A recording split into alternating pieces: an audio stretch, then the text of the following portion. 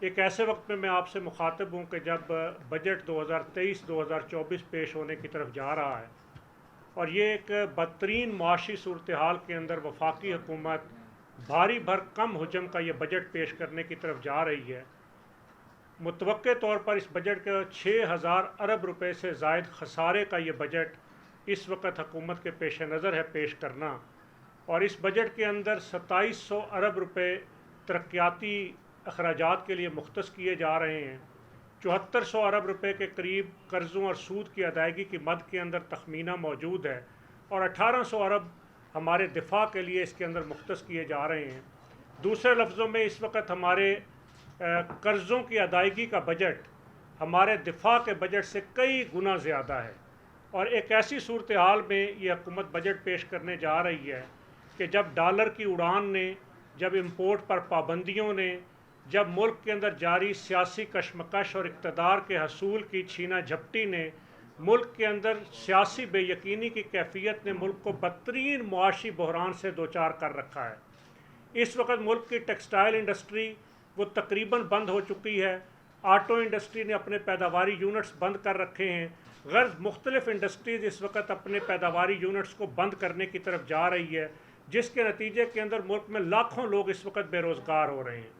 پاکستان کا چھوٹا تاجر اس وقت اپنے روزمرہ کے اخراجات پورے کرنے سے قاصر ہے، اور ایک ایسے وقت میں حکومت یہ بجٹ پیش کر رہی ہے کہ مہنگائی کے خلاف لانگ مارچ کرنے والی یہ حکومت اب مہنگائی کے اوپر مجرمانہ خاموشی اختیار کیے ہوئے ہے۔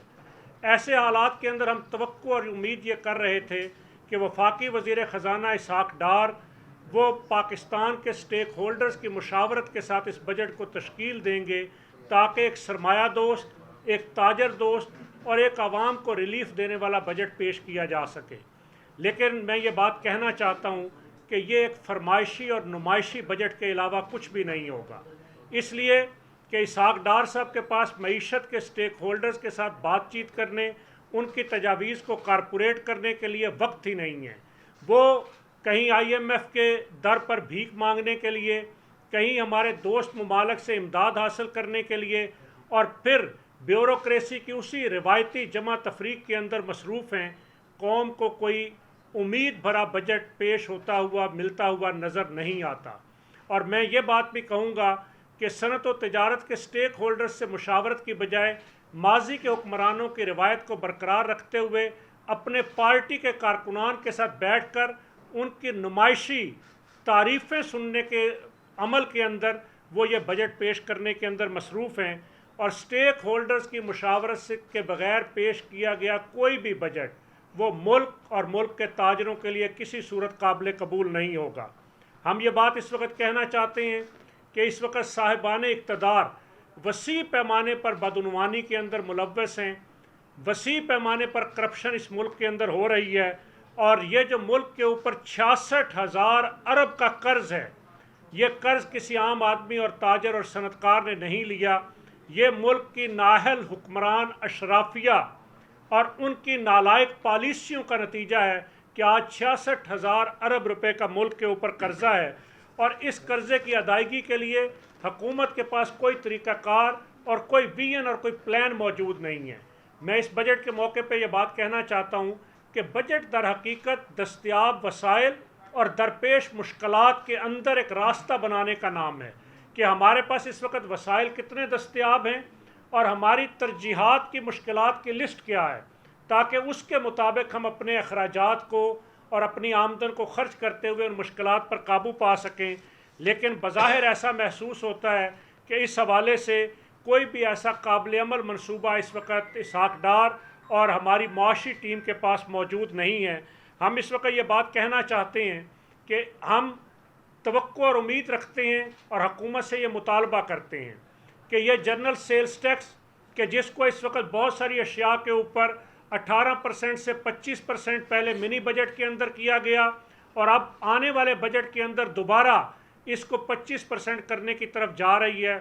مرکزی تنظیم تاجران پاکستان حکومت سے مطالبہ کرتی ہے کہ جنرل سیلز ٹیکس کو سنگل ڈیجٹ کے اندر لایا جائے۔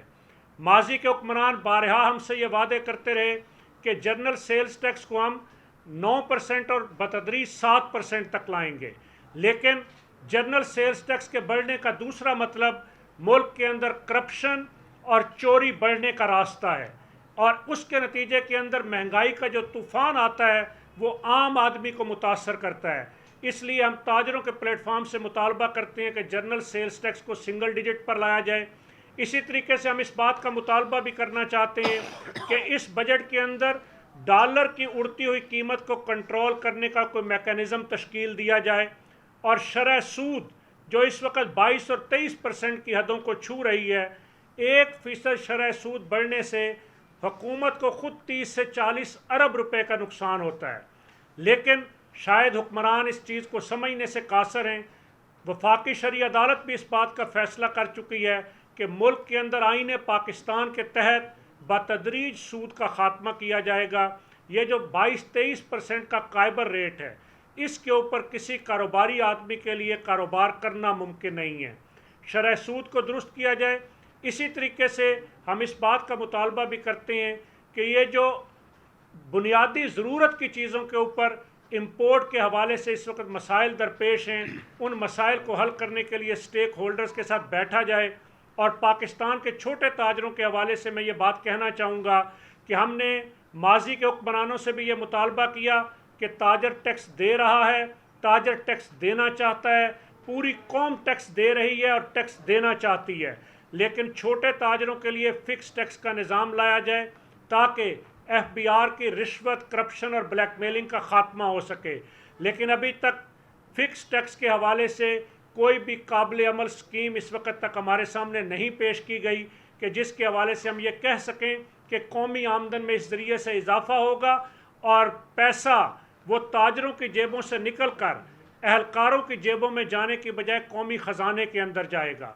इसी तरीके से इनकम टैक्स की जो शरह है उसको हकीकत पसंदाना बनाने की ज़रूरत है। इस वक्त जो इनकम टैक्स की शरह है वो एक आम आदमी के लिए किसी सूरत काबिल अमल और काबिल कबूल नहीं है। विद होल्डिंग टैक्स का ख़ात्मा और ये जो फर्दर टैक्सेस हैं इनका ख़ात्मा, ये हमारा एक देरीना मुतालबा है। मैं इख्तिसार के साथ सिर्फ ये बात कहूँगा कि 44 इकसाम के टैक्सेस और 21 किस्म के इदारों के NOCs की मौजूदगी के अंदर पाकिस्तान के अंदर कोई सरमायाकार और कोई ताजर अपना कारोबार बाइज्जत तरीके से नहीं कर सकता। ये 44 किस्म के टैक्सेस और ये 21 किस्म के इदारों को जब तक वन विंडो ऑपरेशन पर नहीं लाया जाता, मईशत को इस्तेहकाम देना किसी तरीके से मुमकिन नहीं होगा। इसलिए हम ये कहते हैं कि पाकिस्तान के ताजरों के स्टेक होल्डर्स की हैसियत से हमने 6 सेक्टर आइडेंटिफाई किए हैं मुल्क के अंदर। हम उसके हवाले से हमेशा हुक्मरानों को तजावीज़ भी देते हैं, लेकिन शायद हुक्मरान मईशत को दुरुस्त नहीं करना चाहते, या शायद वो किसी और बैरूनी आकाओं के एजेंडे के ऊपर मसरूफ़ अमल हैं कि जिसकी वजह से वो पाकिस्तान के अंदर छुपे हुए उन रिसोर्सेज़ को, उन वसाइल को इस्तेमाल में लाकर पाकिस्तान के आम आदमी को रिलीफ देने की तरफ नहीं जा रहे। इसलिए हम बजट से कबल वफाकी वज़ीर ख़ज़ाना और मुआशी टीम और वज़ीर आज़म पाकिस्तान तक ये पैगाम पहुँचाना चाहते हैं कि अगर जिस तरह का बजट इस वक्त हम इक़्तिदार की ग़ुलाम गर्दिशों से सुन रहे हैं, इस तरह का बजट पेश किया गया और बग़ैर स्टेक होल्डर्स की मुशावरत के टैक्सेस लगाने की कोशिश की गई, तो पाकिस्तान किसी मज़ीद अदम इस्तेहकाम का मुतहम्मिल नहीं हो सकता। लेकिन पाकिस्तान के ताजरों की तरफ से मैं ये ख़बरदार करना चाहता हूँ कि हमारे पास फिर इसके सिवा कोई रास्ता नहीं होगा कि बजट के बाद पाकिस्तान का ताजर सड़कों पर निकले, बजट के बाद पाकिस्तान का सनतकार सड़कों पर निकले, बजट के बाद पाकिस्तान का ये स्टेक होल्डर जो मईशत का ये स्टेक होल्डर है ये एहतजाज के रास्ते पर जाए। इसी तरीके से मैं रियल स्टेट सेक्टर के हवाले से भी ये कहना चाहूँगा कि गुज़िश्ता कुछ अरसे के अंदर रियल स्टेट का एक पहिया चल रहा था। जहाँ इंडस्ट्री के पहिए को बंद किया गया, वहाँ रियल स्टेट के पहिए को भी बंद करने की कोशिश और उस पर नारवा टैक्सेस की एक नई तजवीज़ इस वक्त पेश नज़र है। हम ये मुतालबा करते हैं कि मईशत के पहिए को चलने दिया जाए। मईशत का पहिया चलेगा तो टैक्स की आमदन में इजाफा होगा। गुज़िश्ता साल 6640 अरब रुपए के टैक्स अहदाफ रखे गए, लेकिन वो टैक्स अहदाफ भी FBR हासिल करने में कामयाब नहीं हो सका। इस वक्त 9000 अरब रुपए के टैक्सेस इकट्ठे करने के अहदाफ रखने की तरफ हुकूमत जा रही है। ہم سوال کرتے ہیں کہ بند ہوتی ہوئی صنعتوں، مارکیٹوں کی ویرانیوں کے اندر یہ 9,000 ارب کیسے اکٹھا ہوگا؟ اس قوم کا مزید خون نہ نچوڑا جائے، ایک ایسا متوازی بجٹ پیش کیا جائے جس بجٹ کے اندر آئی ایم ایف اور عالمی مالیاتی اداروں سے جان چھڑاتے ہوئے ملک کو خود انحصاری کی طرف لے کر جایا جائے، ملک کو اپنے قدموں پر کھڑا کیا جائے اور ایک عوام دوست، سرمایہ دوست اور تاجر دوست بجٹ پیش کیا جائے تاکہ اس ملک کی معاشی سمت درست ہو سکے۔ آپ یہ بتائیں کہ اب جو بجٹ پیش ہونے میں تو صرف 2 دن رہ گئے، تو آپ نے کہا کہ آپ سے کوئی مشاورت بھی نہیں ہوئی، تو کیا اب ان کو جو انہوں نے بجٹ تیار کر لیا، آپ کی پریس کانفرنس، کیا اس میں کوئی تبدیلی ممکن ہے؟ دیکھیے، ہم بجٹ کے حوالے سے تجاویز ہمیشہ حکمرانوں کو دیتے ہیں اور ظاہر تاجروں کے ساتھ کوارڈینیٹ کرنے کے لیے اختیار کا ایک ادارہ موجود ہے، ہماری تجاویز ان کے پاس موجود ہیں، لیکن جب تجاویز کو ردی کی ٹوکریوں میں پھینک دیا جاتا ہے اور جب وفاقی وزیر خزانہ مسلم لیگ نون کے ورکرز اور مسلم لیگ نون کے ٹکٹ ہولڈرز کو تاجر نمائندوں کے نام پر بیٹھ کر ان سے مشاورت کریں گے تو صنعت کار اور تاجروں کی انپٹ اس میں شامل نہیں ہوگی۔ ہماری تجاویز ان کے پاس موجود ہیں، ہمارے مذاکرات کے دروازے بھی ہمیشہ کھلے ہوتے ہیں، ہم ہمیشہ ملک کے استحکام کے لیے، وطن کی بہتری کے لیے ہم ہمیشہ بات چیت کے لیے تیار رہتے ہیں، لیکن جب حکمران کسی سے بات کرنے کے لیے یا تجاویز کو انکارپوریٹ کرنے کے لیے تیار نہ ہوں تو پھر تاجروں کے پاس آپ کے ذریعے یہ پیغام دینے اور پھر بجٹ پیش ہونے کے بعد اگر ظالمانہ اور ناروا ٹیکسز لگائے گئے تو پھر احتجاج کے علاوہ کوئی راستہ باقی نہیں بچتا۔ کاشف صاحب یہ بتائیں کہ کل جو ایک اعلان ہوا کہ 8 بجے دکانیں جو ہے وہ بند کر دی جائیں گی، تمام مارکیٹیں وغیرہ، اس فیصلے کے اوپر جو ہے وہ تاجروں کا رد عمل کیا ہے؟ اور ساتھ ہی یہ بھی بتا دیجیے گا کہ دنیا کے اکثر ممالک میں جو دن کی روشنی ہے اس کا استعمال کیا جاتا ہے اور ہم رات کی میں زیادہ لائٹیں جلانے پہ بزد کیوں ہیں؟ اور جب ہم کورونا میں ایک ماڈل اپنا بھی چکے ہیں کہ ہمیں اپنی زندگیوں میں تبدیلی لائی،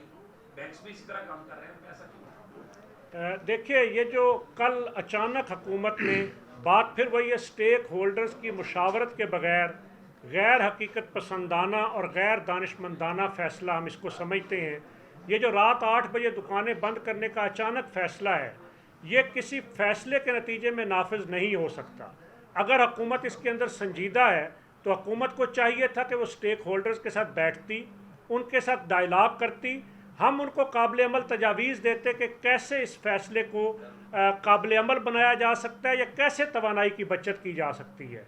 ہم یہ سمجھتے ہیں کہ اس وقت ملک کی تمام منڈیاں، ملک کے تمام چھوٹے شہر، ملک کی تمام ہول سیل مارکیٹیں مغرب کے وقت بند ہو جاتی ہیں۔ صرف ملک کے بڑے شہروں کے اندر پوش مارکیٹس رات گئے تک کھلی رہتی ہیں، کھانے پینے کے کاروبار رات گئے تک کھلے رہتے ہیں، لیکن اگر حکومت اس میں سنجیدہ ہے کہ ان کاروباروں کو بھی بند کروانا چاہتی ہے تو حکومت کو چاہیے پہلے ملک کے تمام نظام الاوقات کو تبدیل کرے، سرکاری دفاتر کے، اسکولوں کے، تعلیمی اداروں کے ٹائم تبدیل کیے جائیں۔ اسی طریقے سے حکومت ریاست کے پورے فنکشن کو صبح فجر سے لے کر مغرب تک لے کر آئے۔ جب حکومت ریاست کے پورے فنکشن کو صبح فجر اور تا مغرب لے کر آئے گی اور کاروبار بھی صبح سویرے کھلیں گے تو کاروبار آٹومیٹکلی رات کو جلدی بند ہو جائیں گے۔ لیکن اگر ریاست کا پورا نظام رات گئے چلے گا، سرکاری تقریبات رات گئے ہوں گی، مفت بجلی کے یونٹس دیے جائیں گے، اسی طریقے سے لائن لاسز جو ملک کے اندر ہیں، اسی طریقے سے جو بجلی کی چوری ہے اس کو کنٹرول نہیں کیا جائے گا، ایوان صدر، وزیر اعظم ہاؤس اور تفریح گاہوں اور پارکوں کی لائٹس ساری رات چلتی رہیں گی، تو پھر کیوں آخر تاجر جو پہلے ہی معاشی بدحالی کا شکار ہیں ان کے ساتھ دشمنی کیوں کی جا رہی ہے؟ اور وفاقی وزیر جناب احسن اقبال صاحب نے جو کہا کہ 1 ارب ڈالر کی اس سے بچت ہوگی، میں ان کو چیلنج کرتا ہوں کہ آئیے بیٹھ کر ڈیبیٹ کرتے ہیں کہ کیسے 1 ارب ڈالر کی بچت ہوگی۔ ان کا یہ دعویٰ صرف زبانی جمع خرچ کے علاوہ اور کچھ نہیں ہے، اور ماضی میں بھی اس طرح کے فیصلوں پر عمل درآمد نہیں ہوا۔ اس لیے ہم اس حوالے سے بھی حکومت کو دعوت دیتے ہیں کہ اگر آپ سنجیدہ ہیں توانائی کو بچانے کے لیے تو پاکستان کا تاجر سنجیدہ ہے ملک کی بہتری کے لیے،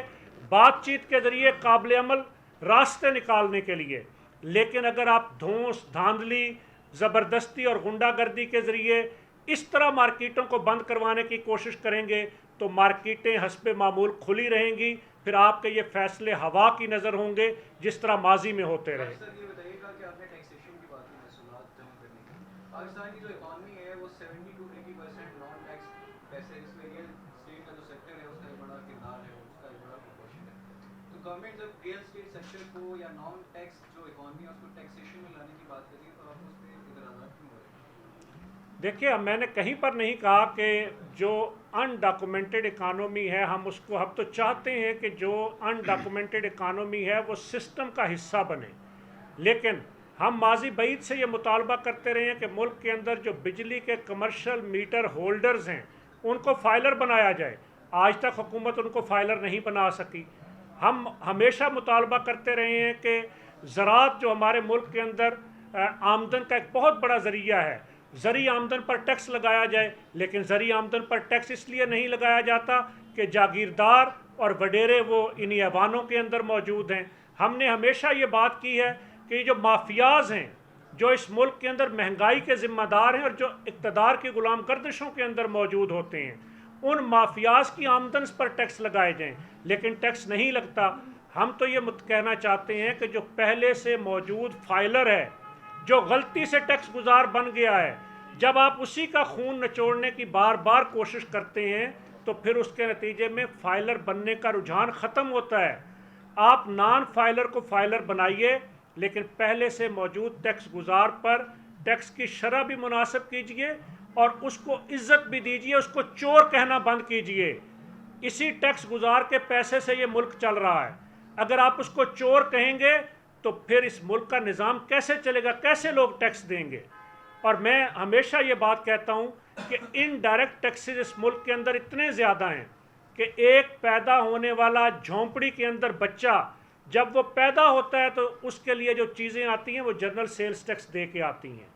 اور زندگی کا سفر طے کرتے ہوئے جب وہ موت کی آغوش میں جاتا ہے تو اس کے کفن کا کپڑا بھی جنرل سیلز ٹیکس دے کے آتا ہے۔ ایک غریب آدمی اور ایک ارب پتی آدمی پر انڈائریکٹ ٹیکس ایک برابر ہے، حالانکہ ہونا یہ چاہیے کہ امیروں سے ان کی آمدن پر ٹیکس لیا جائے اور غریب پر خرچ کیا جائے۔ ہم اس بات کا مطالبہ کر رہے ہیں، ہم کہیں یہ نہیں کہتے کہ ہم ٹیکس نہیں، ہم تو ٹیکس دیتے ہیں، دینا چاہتے ہیں،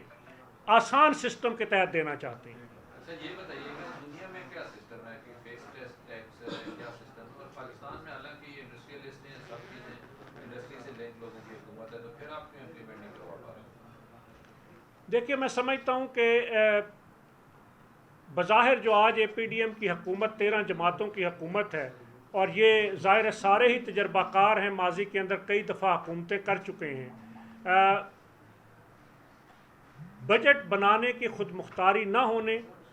اور بجٹ کے حوالے سے ویژن نہ ہونے کی وجہ سے میں سمجھتا ہوں یہ مسائل ہیں۔ اگر ہمیں آج حکمران یہ فیصلہ کریں کہ ہمیں عالمی مالیاتی اداروں سے جان چھڑانی ہے، تو میں آج کی اس پریس کانفرنس کی وساطت سے یہ عرض کروں گا کہ صنعت و تجارت، زراعت، سیاحت، mineral and mining, life stock, dairy development and fisheries, I T sector, ہم ان 6 سیکٹرز کے حوالے سے حکومت کو پوری پرپوزلز دے چکے ہیں کہ کیسے ان ریسورسز کو پیدا کرتے ہوئے، استعمال میں لاتے ہوئے اس ملک کو اپنے قدموں پر کھڑا کیا جا سکتا ہے۔ لیکن یہاں المیہ یہ ہے کہ سٹیک ہولڈرز کے ساتھ تو بات کرنے اور بات سننے اور اس پر عمل کرنے کے لیے کوئی تیار نہیں ہے، تو پھر کیسے مسائل حل ہوں گے؟ ملک کے اندر پوٹینشل موجود ہے، ملک کے اندر وسائل موجود ہیں، ہنرمند اور محنتی قوم موجود ہے، لیکن یہاں پر ضرورت ہے ایسے ویژن کی، ایسے منصوبے کی کہ جس کے نتیجے میں ملک اپنے قدموں پر کھڑا ہو سکے۔ آنے والا جو یہ بجٹ ہے اس کے بارے میں آپ نے جو تشریح کا جو اب تک آپ تک اطلاع پہنچی ہے، لیکن دوسری ایک رائے بھی آ رہی ہے، وہ یہ کہ کہا جا رہا ہے کہ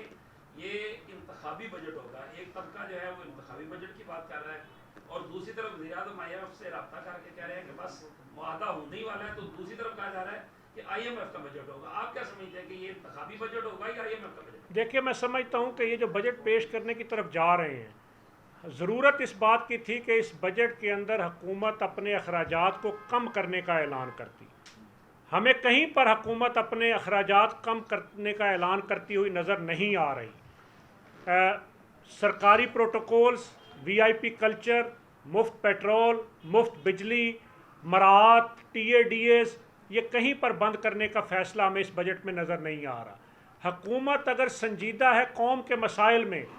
तो मैं मुतालबा करता हूँ कि सदर पाकिस्तान से लेकर एक कारपोरेशन के कौंसलर तक हर सतह पर अवामी नुमाइंदों की तनख्वाहें बंद की जाएं, हर सतह के ऊपर तमाम तरह की मराहत को बंद किया जाए, हर सतह के ऊपर बिजली, गैस, पेट्रोल मुफ्त, मोबाइल के यूनिट्स मुफ्त, लग्जरी गाड़ियां इनका इस्तेमाल बंद किया जाए,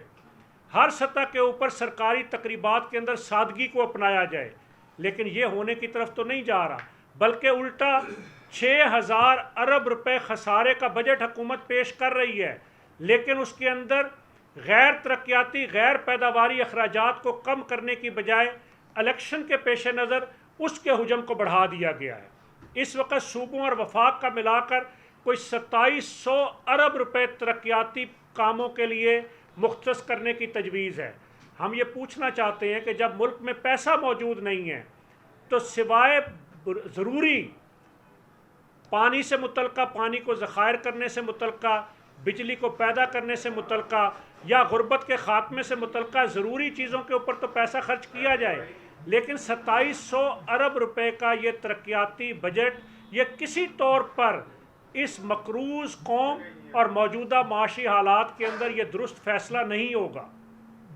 अच्छा सर, ये बताइएगा कि फॉर एग्जांपल अगर आपकी तजवीज़ पे हुकूमत अमल नहीं करती तो फिर आपका क्या लाया अमल होगा? देखिए, अगर हुकूमत अमल नहीं करती तो मेरे साथ रियल स्टेट सेक्टर के नुमाइंदे भी बैठे हैं, मेरे साथ इस्लामाबाद की ताजर तंजीमों के ओहदेदारान और रावलपिंडी के जनरल सेक्रेटरी भी मौजूद हैं। हमने इसके ऊपर अपना मुल्कगीर हंगामी इजलास तलब कर लिया है। हम खैबर से कराची और गवादर से चित्राल तक बाशमूल आज़ाद कश्मीर मुल्कगीर मुशावरत के बाद अगर हुक्मरान इसके अंदर एक अवाम दोस्त और ताजर दोस्त बजट नहीं लाते तो हम सड़कों पर निकलेंगे, एहतजाज करेंगे। और हमारा माजी इस बात का गवाह है कि जब शनाख्ती कार्ड की शर्त लगाने की कोशिश की गई, जब इस तरह के इक़दाम करने की कोशिश की गई, तो हमने मुल्कगीर शटर डाउन भी किए हैं। हमारे पास एहतजाज से लेकर मुल्कगीर शटर डाउन तक के तमाम ऑप्शन खुले हैं और हम मईशत के तहफ़्फ़ुज़ के लिए और ताजर बरादरी की बुका के लिए